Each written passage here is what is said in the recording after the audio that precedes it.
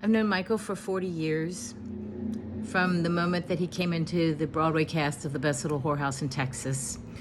And then we closed really soon after that, but then we went to Boston for a month and came back to Broadway. And that's when I really got to know him, because he and Dolores Hall and her daughter Deirdre and I shared an apartment together while we were in Boston for that month. And all I can say is it was a very wild month. We're talking 1982. So, it was crazy. It was a crazy time. We had a blast from what we all can remember. And by the time we came back, our friendship was solidified. And we were not inner circle, but certainly outer inner circle. I always knew what he was up to. He always knew what I was up to. We reconnected as often as we could.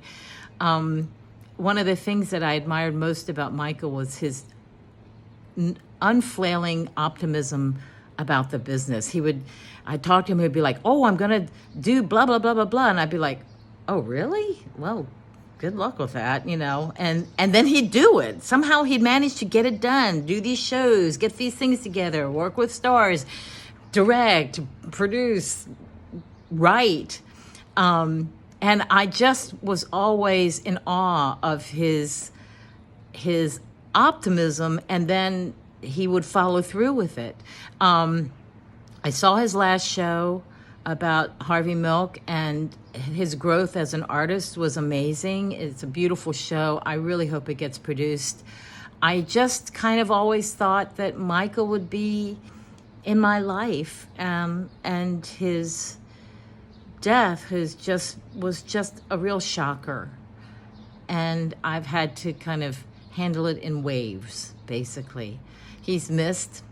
And I miss just knowing that he's out there, and that if I have an extra ticket for a show, he's my go-to, and same with him, I think. I just can't believe that he's gone. Love you, Michael.